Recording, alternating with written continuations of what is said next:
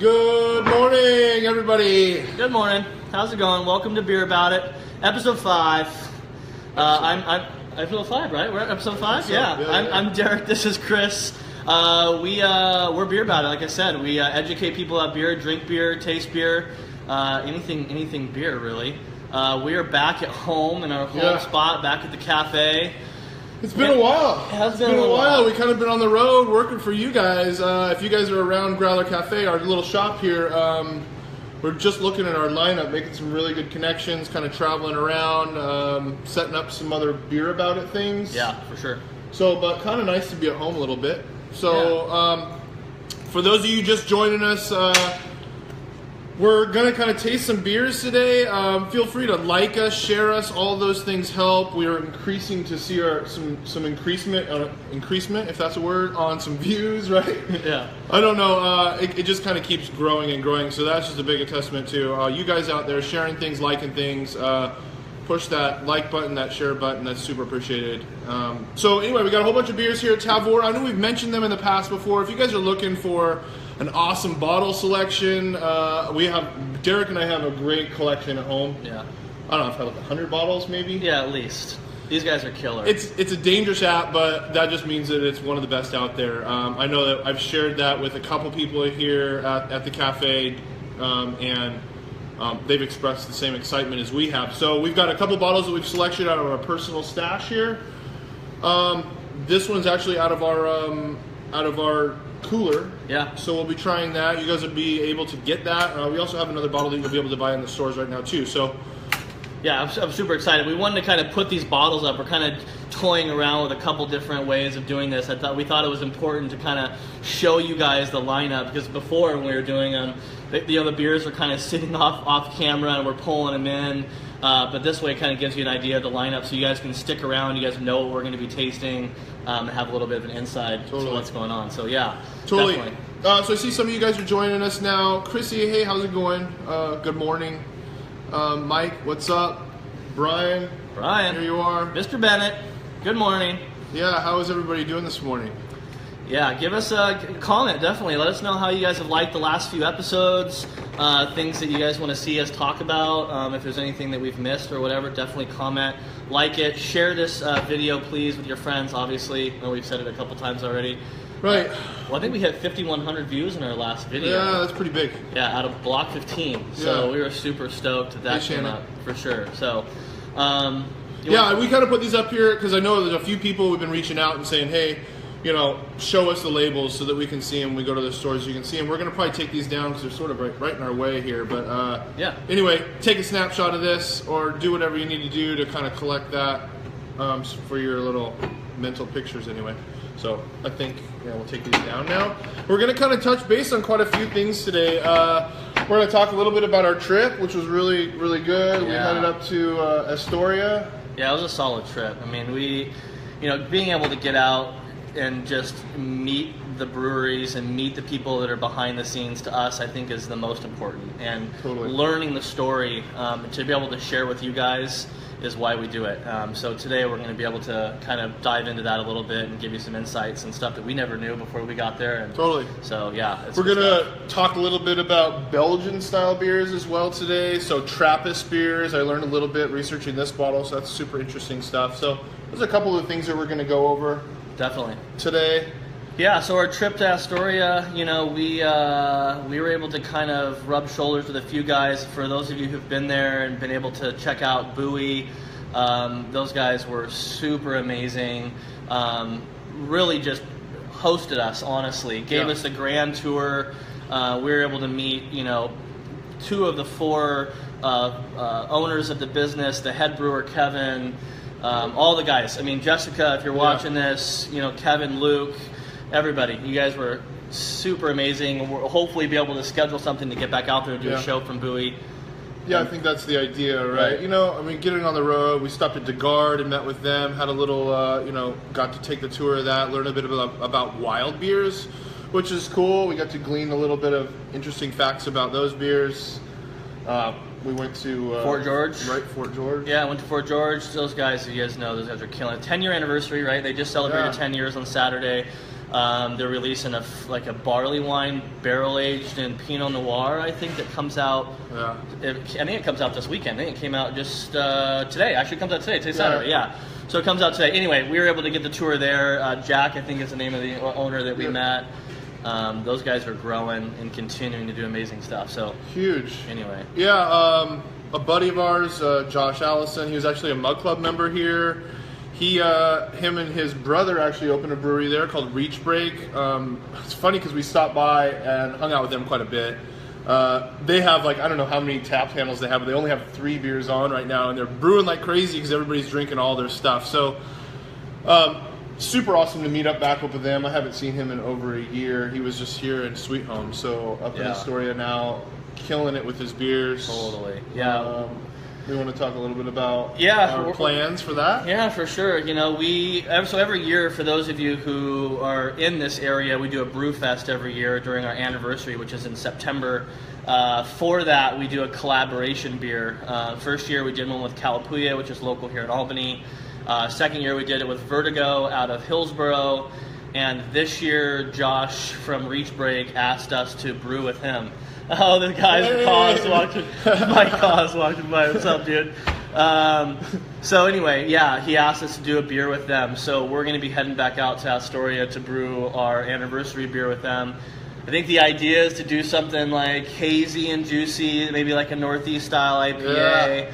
So we're stoked about that. Yeah, he had one on draft. We tasted it. It was amazing. So him and his brother Jared are up there brewing beers. We have another something else, so I think we might get started too. My brother and I are both sour fans. That's kind of his wheelhouse. He really enjoys those kinds of beers, and so we started that process as well. So we'll be collaborating on a barrel-aged sour. I mean, that's all I think we're going to really talk about that right now. We're sort of working out the details, but pretty excited about that. Yeah, for sure. And just to give you guys a heads up, just so you're not asking a lot, sours take years to develop. Right. So this project is something that's in the works, and we're excited to definitely do it with him because he knows what's going on, and then hopefully eventually turn out with something awesome that we can share with you guys. Yeah, so let's see, we've got we're about 7 minutes in, maybe give it a few more minutes. Maybe we'll talk a little bit about Growler Cafe and where we're at with our project. I know some of you have touched base and kind of know that we're about ready to expand, more than double in our size, so I know that I get those questions every day when we're here about, when's that going to happen? How, where are you on that process? And I actually met with the owners yesterday. They came in, they were, doing some stuff around here. And I guess the engineers figured all things out. We were kind of waiting on a garage door. We've got a garage door in the plans. We'd like to open up that in the summertime. And then we also have another patio idea and a couple other things. So, they wanted to make sure that the garage door is going to be supported properly, and then we're going to extend this awning out here too. So they had to make sure those things were going to happen. It looks like all that's coming through. So, and then we kind of hit them with a couple new twists. So they're going to update the drawings, and we should have finalized drawings. I feel confident about that this week. So I know that we promised that there was going to be some drawings in the table here that we're on. The reason why those haven't happened is because there's just a few little tweaks here before we want to finalize things. So that's kind of what's going on with that. Yeah, we're stoked. I mean, it's always been, I think since we opened this place, the feedback has always been that the place is too small. We've kind of just bit that off and just kind of chalked it up to, that's just kind of the way things are. Yeah. But I think organically for us, this is working out great for timing. And, the owners have been super amazing and worked with us really well as the city and everybody else involved. So, excited to get that going. Hopefully by the end of the summer we'll have a Brewfest is sort of shaping up really good too. The 23rd of September.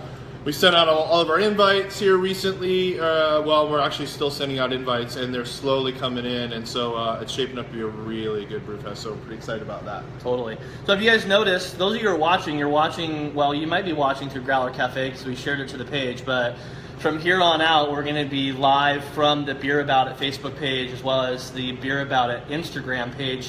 So if you haven't followed us on Instagram, check it out. We post kind of things as we're out and about meeting brewers, or we'll do a tease about some of the beers we're going to be tasting. So if you haven't checked that out, definitely follow us on Instagram.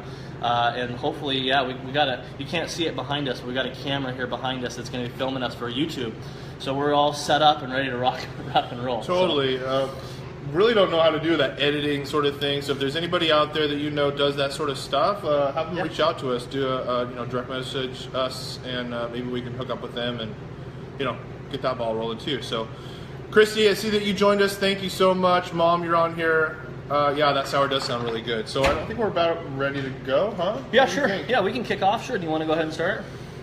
Yeah. Why don't we start with this Megalodon. Megalodon? Is that what it is? Yeah. Megalodon. So let's see. It's kind of a glare on there. If you can see, yeah. So it's an Ninkasi beer. They're just out of Eugene here. This is a double IPA.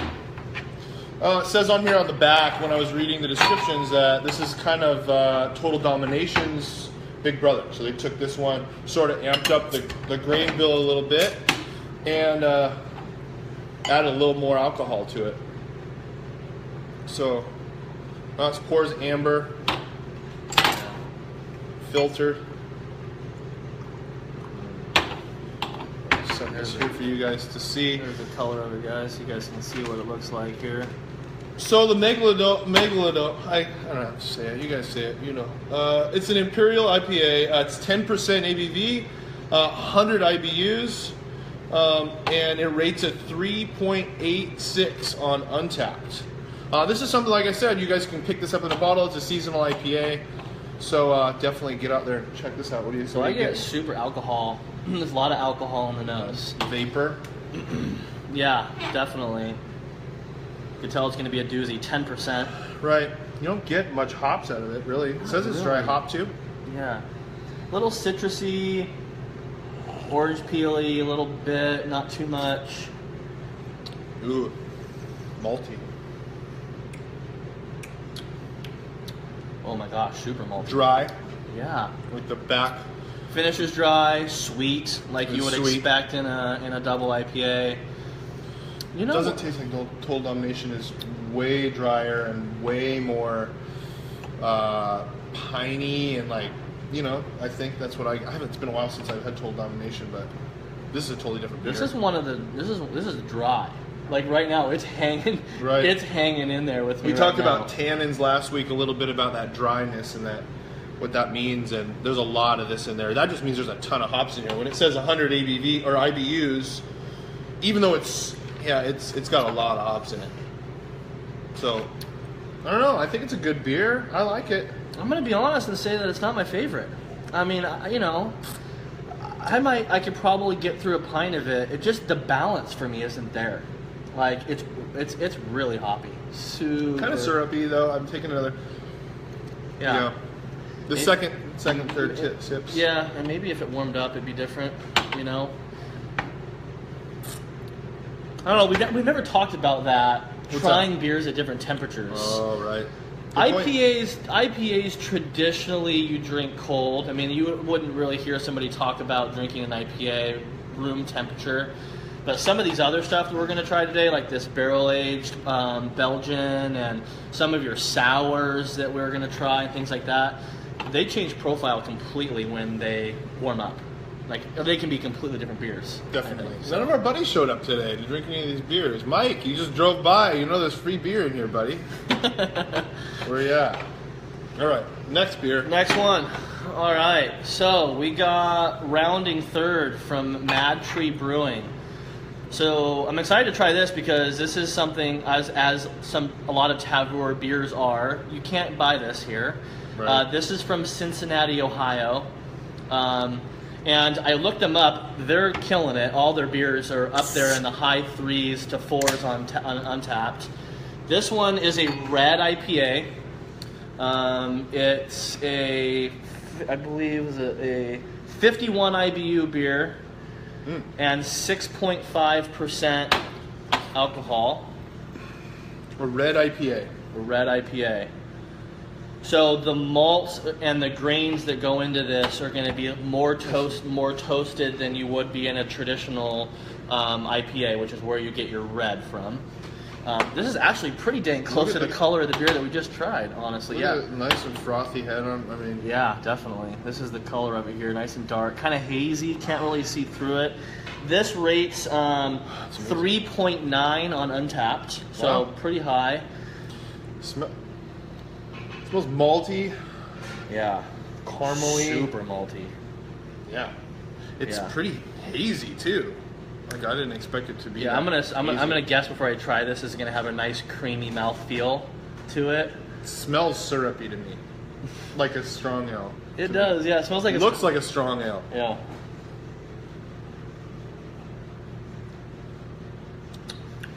Ooh. It's kind of fruity, Here it is, so you guys can kind of see the beer a little bit here. kind of smoky from those, right? Toasted malts. Yeah, like he mentioned, caramely, hoppy on the back though. Yep.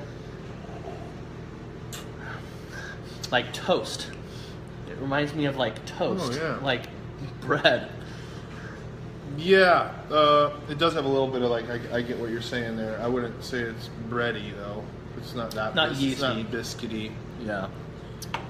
It's good. It's a good red beer. It's a red. I mean, it's a red, which is a big category, but it's a good, well balanced beer. You know, I think the hops balance out that sweetness that you get from the nose, the beginning. Yeah, definitely. Good beer, for sure.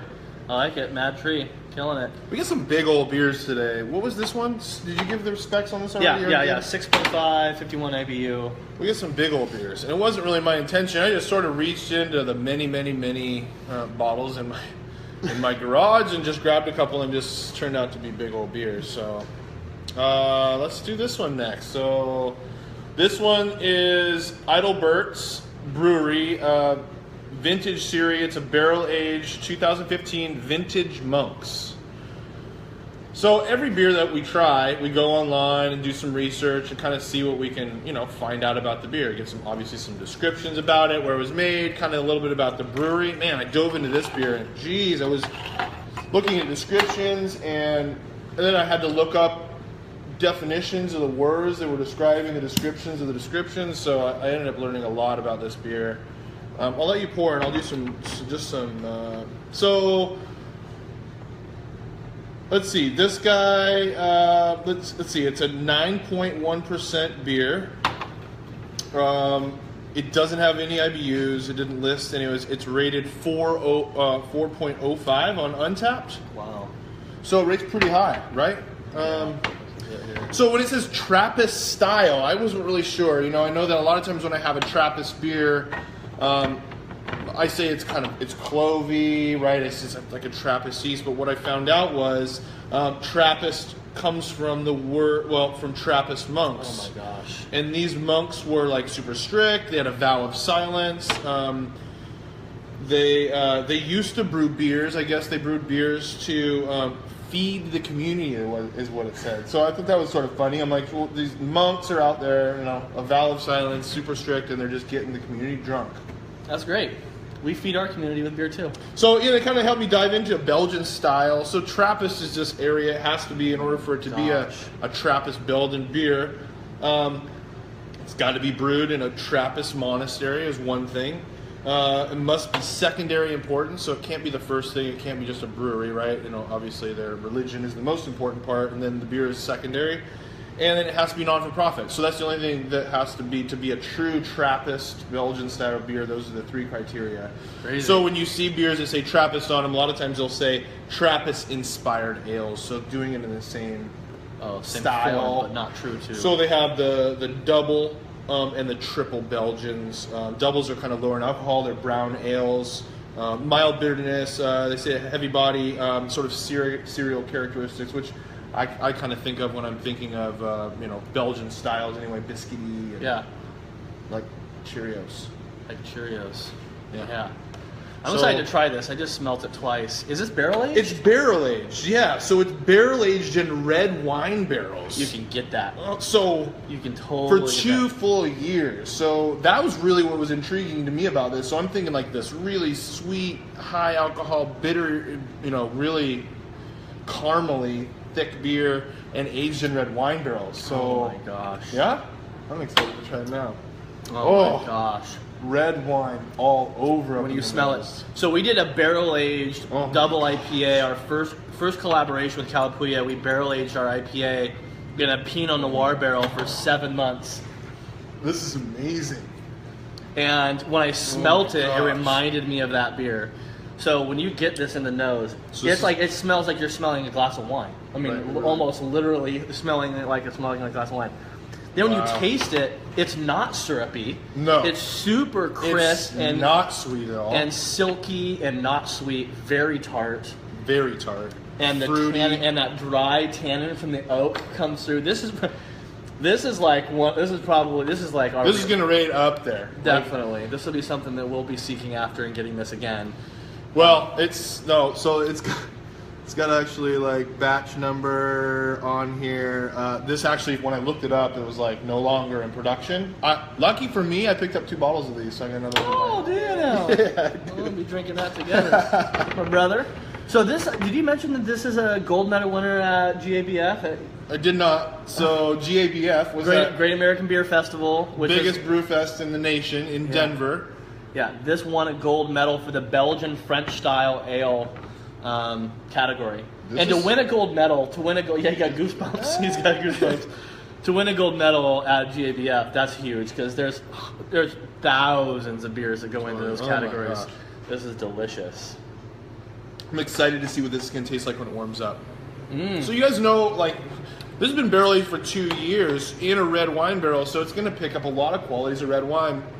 And you guys know, I'm sure, when you open a bottle of wine, a good bottle of red, you want to let it open up a little bit and sort of warm up. So I'm actually interested in... this says serve from 45 to 55 degrees. This is a little bit cold, so it's going to open up a lot more. Cool. Killer. Super tart.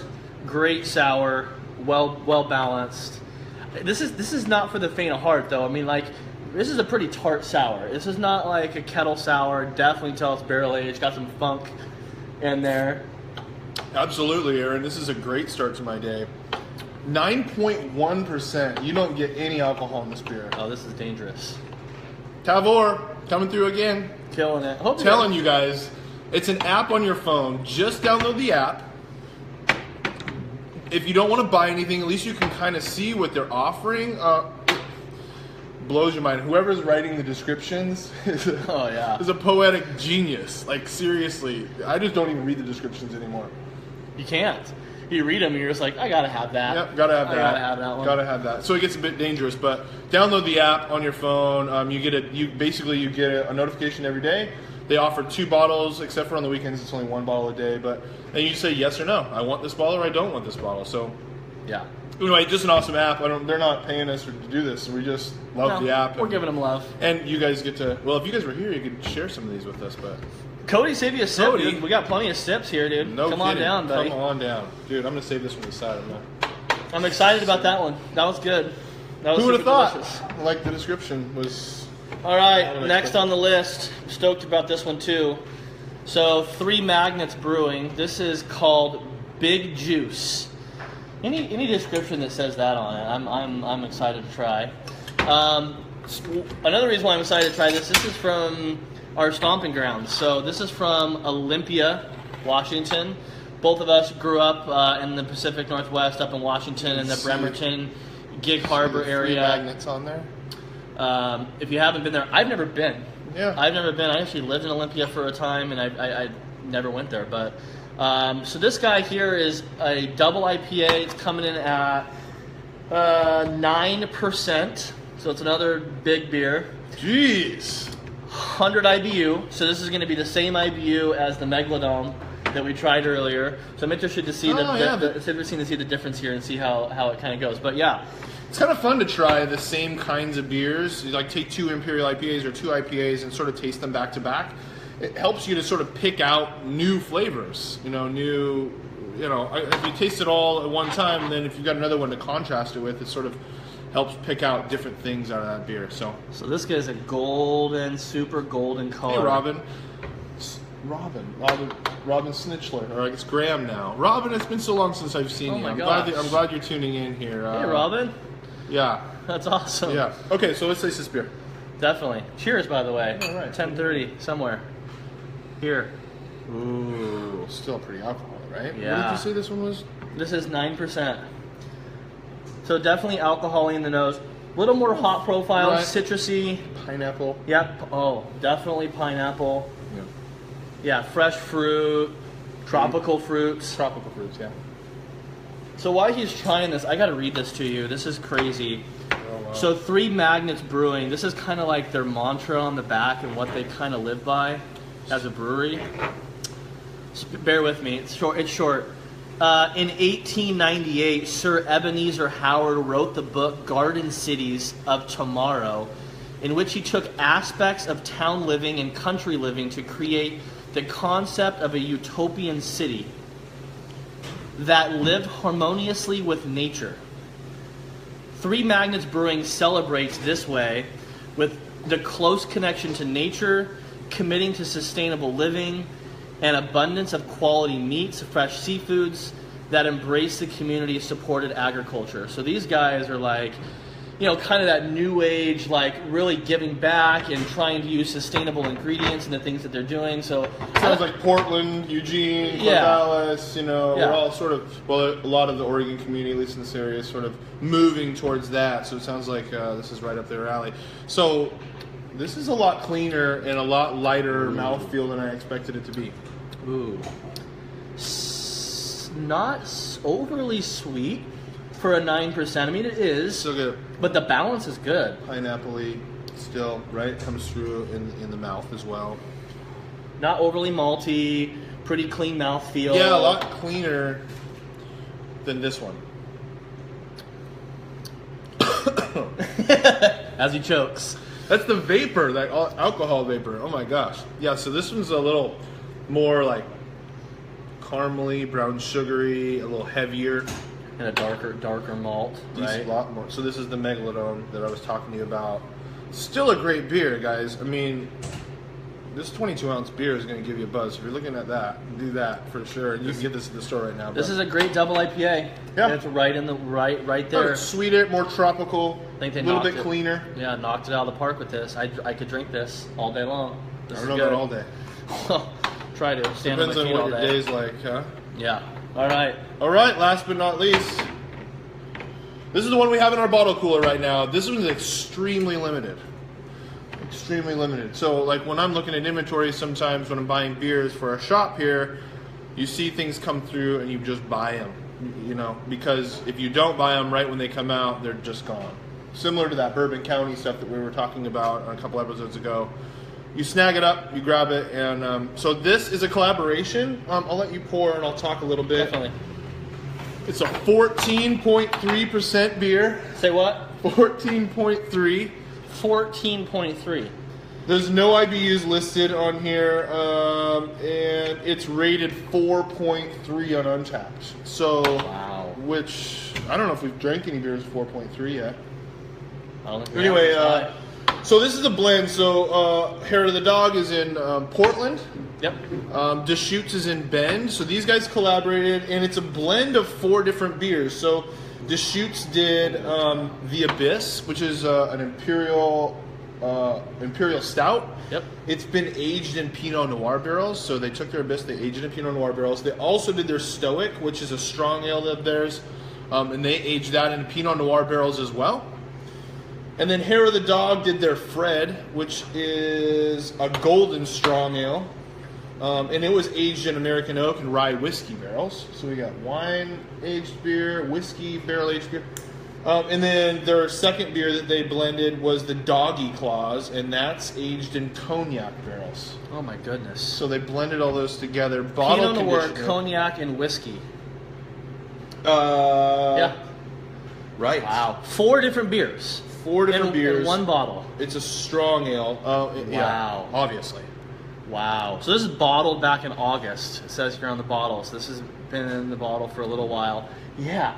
I smelt it when you were talking about it. Interesting. Very, very, very caramely. Oh my gosh. American oak. So if you've had a really good whiskey, if you're into really good whiskeys, that's that sweet, buttery, oaky, caramely, you know, flavor. That's smooth, right? That's what I'm thinking of. Smooth. I definitely get the strong ale in this, so that sweetness, super sweet in the nose. Smell the alcohol. Trying to like figure out what that smell is, like trying to like organize that smell to something that people might recognize, and it's tough to pick out. You know what I mean? I mean, caramel, I guess, like almost like toasted caramel, not burnt really, but like, you know what I mean? Mm-hmm. Like, oh wow, whoa, holy mackerel! super smooth. I don't get a lot of the vapor when you taste it. Like you can smell it. This is one of the sweetest beers I've had in a very long time. So if you're a Belgian fan, or if you're a strong ale fan, yeah. So Gus, I know that Gus, you were in here the other day, and I told you to give it a watch. If you happen to watch this one, so anybody that liked Gus, your wife would love this beer. Send her, get a bottle of this for Mother's Day. She'd love it. Next time I see you, if you don't see this, I will make sure that you know that. We had the Beast on. Oh yeah, the right. Avery beer. It was 17.2%. It was a beast. It sold fairly quickly. I was pretty surprised. But the people that are into that, I would say that people are into like a quad. Yeah, this is a quad all day long. They'll like that. Quadruple Belgian is what he's referring to. It's going to take a while to get through. Give yourself a good couple hours to get through. So a bottle like this, because there's so much character, so much alcohol, you could keep this bottle for years. Age really well. You could age this and it would be fine. So this is, that's a good point. Thank you for pointing that out. This is Collage 2. Collage 2. Jeez, I never even said that. It's okay. It's okay. You can kind of see it as backwards, but it's on there. Collage 2. From Deschutes and Hair of the Dog. It's a collaboration. Some of the bottle shops around might have it for now. We've got it in our bottle cooler right now, so you guys can come down here. This is a dessert beer. It really is. Like, this is very, very sweet and creamy and caramely and, Yeah. Guys, so Mother's Day is coming up. If your girls are into, like, creme brulee. Oh, my gosh. Am I right? You nailed it. Totally like drinking creme brulee. This is exactly what that tastes like. Yeah, it's, an alcoholic version, but, a lot of people say they don't like beers, and this is one of those beers that is just really, sets itself apart. It's really smooth. You don't get the alcohol. 14.3 is really hard to hide, I would say, in a beer, and they do it really well here. So this would be a good blending beer, mixing beer. Absolutely. To take this and mix this with something else to kind of mellow it out a little bit too. So people have asked that before, like, can you blend beers and do like a 50-50 of like a stout and this? I'd say all day long. You could do that, definitely. For sure. Totally. All right. Well, it's in our cooler. Mom, you can come down and buy it. Chrissy, you can come down and buy it too. Hint, hint, hint. Yeah, so hey guys, Joyce, thanks so much. I don't know, do we have more? What else we got? No, I think that's pretty much it. I mean, we got through 5 beers. About a half an hour. I wanted to thank you guys again for all of the love and the support and the follows and the likes and the comments. Please, definitely comment. We're trying to kind of tailor this thing to what people want. So if you're seeing something that you like, let us know. If you've seen something you want to know, let us know. But yeah, we should have some good things down the pike, right? Coming at you guys. So yeah, that's really, I think, setting some good appointments and making some relationships for you guys. So stay tuned. Share this, please. I know that we're share this page. I know that we're shifting the momentum to a new page, so we're going to sort of see some fall offs on views here. But we hope to get our YouTube channel started up pretty soon. And get things rolling. So if you guys want to see any directions, anything's coming in the future, then give us a shout on our comments, and we'll see you guys next week. Have a great weekend. Cheers. Peace. Cheers. Have a good one, guys.